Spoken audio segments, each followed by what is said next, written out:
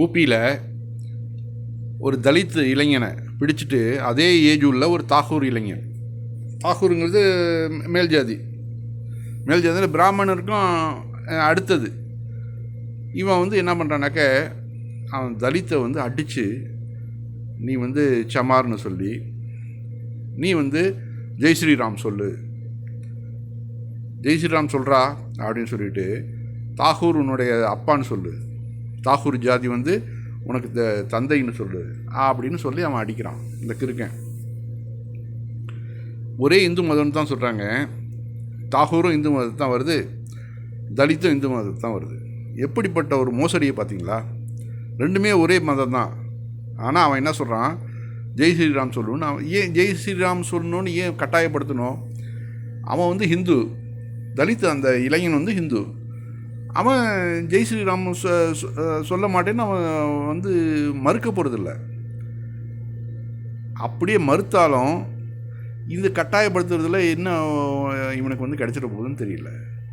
ஜெய் ஸ்ரீராம் சொல்லுன்னு சொல்லிட்டு அவனை கட்டாயப்படுத்துகிறான். எப்படி முஸ்லீம்களை பார்த்து சொல்லுவானுங்களோ அதே மாதிரி தான் அந்த கிறுக்கனுங்க மேல் ஜாதிங்கிற இந்த திமிரு. இவனுக்கு மேல் ஜாதின்னா என்ன, இவனுக்கு 4 கால் இருக்குதா, 4 கை இருக்குதா, இல்லை சாப்பாடு இவன் சாப்பிடாம இந்த மலஞ்சலம்லாம் கழிக்காமல் ரொம்ப டாப்பாக இருக்கிறானா, அப்படி ஏதாவது ஒரு ப்ளஸ் பாயிண்ட் ஒன்று இருக்குதா? ஒரு இலவம் கிடையாது.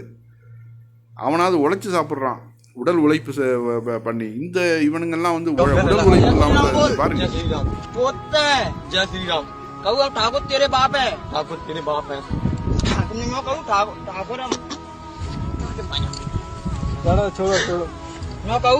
चमारन के बाप है ठाकुर, क्या है?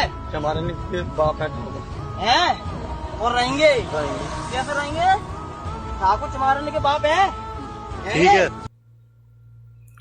இதே தமிழ்நாட்டை நான் நினச்சி பார்க்குறேன். தமிழ்நாட்டில் பெரியார் செஞ்ச எத்தனையோ ஒரு புரட்சிகளில் இதுவும் ஒன்று. இன்றைக்கி தலித்துகளை ஏதாவது இப்படி மேல் ஜாதிக்காரர்கள் இலக்காரமாக பேச முடியுமா? இலக்காரமாக பேசிட்டு அவர்கள் போலீஸ் காவல்துறையிட கொண்டு ஒரு விசாரணை இல்லாமல் சென்று விட முடியுமா? அதெல்லாம் ஒன்றுமே முடியாது. தமிழ்நாட்டுக்கும் இந்த தென் மாநிலங்களுக்கும் வட மாநிலங்களுக்கும் உள்ள வித்தியாசம் இதுதான். ஒரே மதம்னு சொல்கிறாங்க, ஆனால் கவர்மெண்ட் இதெல்லாம் கண்டுக்கிறதே இல்லை. கவர்மெண்ட்டு அவர்கள் மேலே மேல் ஜாதியினர் மேலே எந்த ஒரு ஆக்ஷன் எடுக்கிறது இல்லை. அதனால் அவனுங்க இந்த திமிரு அடித்து போய் இது மாதிரி தலித் இளைஞர்களை பிடிச்சி ஒரு மனிதன் இது மாதிரி பண்ணுறானே, எவ்வளோ பெரிய அவமானம் இது, மனித குலத்துக்கு எவ்வளோ பெரிய அவமானம். அது தெரியுது அவங்களுக்கு இல்லை. என்ன பண்ணுறது, சனாதனம் இப்படி தான் வழக்கம் இவனுங்களை. அடுத்து, மும்பையில் சமணர்கள் கோயிலை இடித்து தள்ளினார்கள். இப்போது புத்தர் ஞானமற்ற புத்தகயாவிலேயே புத்தர்களை அடித்து உதைக்கும் பாஜகவினர். இஸ்லாமியர்கள் தானே என அமைதியாக இருந்தீர்கள், ஒவ்வொன்றாக தாக்க ஆரம்பித்திருக்கிறார்கள். சீக்கிரமாக கருப்பசாமி ஐயனார் கோயில்களையும் தாக்குவார்கள் பாஜகவினர். ஆமாம், அதாவது சனாதனத்துடைய இது என்னதுன்னா ஒற்றை கொள்கை தான். சனாதனத்தின்படி எல்லாரும் இந்துக்களாக இருக்கணும், மற்ற ஜாதிகள் இருக்கணும். ஜாதிகள் இல்லைனாக்க சனாதனமே கிடையாது. மற்ற வழிபாட்டு முறைகள்லாம் ஒடுக்கணும், எல்லாரும் ராமனை வணங்கணும். இப்படி ஒற்றை கலாச்சாரத்தை நோக்கி கொண்டு சென்றுட்டுருக்காங்க. இது மிகப்பெரிய அழிவை நம்ம இந்தியாவுக்கு கொடுக்கும்.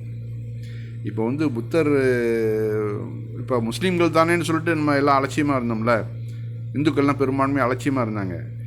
கடைசியில் என்ன பண்ணுவான், இப்போ சமணர்களை அடித்தானுங்க, இப்போ பௌத்தர்கள் அடிக்கிறாங்க, நாளைக்கு தலித்துகள் அடிப்பானுங்க. இன்னும் மற்ற ஜாதிகள்லாம் இருக்காங்கல்ல, நாடார், இதே மாதிரி அங்கே தாக்கூர்கள், இப்படி வரிசையாக வருதில்ல, அத்தனை ஜாதிகளுக்கும் இப்போ அடுத்தடுத்தாப்பில் வருவானுங்க.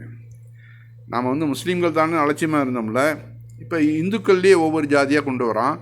இனிமேல் கருப்பசாமிக்கு குலதெய்வமாக வணங்கிட்டு இருக்காங்கல்ல, அதெல்லாம் கூடாது, நீங்கள் ராமனை தான் வணங்கணும் அப்படின்னு சொல்லுவானுங்க. இப்போ புத்த கயாவில் போயிட்டு அங்கே போயிட்டு எல்லாரையும் ஜெய் ஸ்ரீராம் சொல்லுங்கன்னு சொல்லிட்டு அடித்து, அந்த புத்தர்கள் ரொம்ப அமைதியாக இருப்பாங்க, எந்த ஒரு பிரச்சனைக்கும் போக மாட்டாங்க. பாருங்கள்,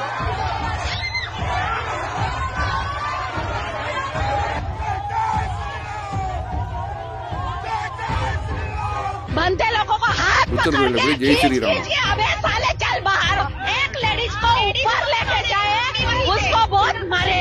अगर आज हम वहाँ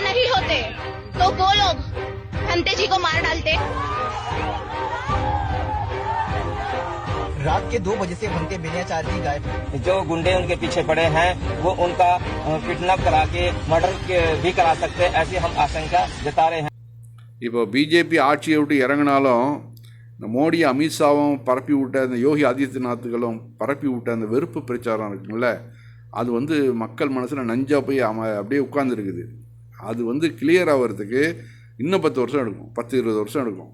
நம்ம இந்தியாவை வந்து பின்னோக்கி கொண்டு போனதில் பெரும் பங்கு மோடிக்கு கொண்டு வரோம். 50 ஆண்டுகளுக்கு பின்னோக்கி கொண்டு போயிட்டாங்க மோடி அமித்ஷாவும் சேர்ந்து. இன்னும் அடுத்த எலெக்ஷனில் நம்ம விட்டோன்னு வச்சுங்க, 100 ஆண்டுக்கு பின்தங்கி போயிடும். பாகிஸ்தானை விட கீழே போயிடும், பங்களாதேஷை விட கீழே போயிடும், ஸ்ரீலங்காவை விட கீழே போயிடும். மன்மோகன் சிங், ஜவஹர்லால் நேரு இப்படிப்பட்ட சிறந்த தலைவர்களால் உருவாக்கின இந்தியா மோடியினால் சிதைவுறதை பார்க்கறது மனசு வருத்தமாக இருக்குது.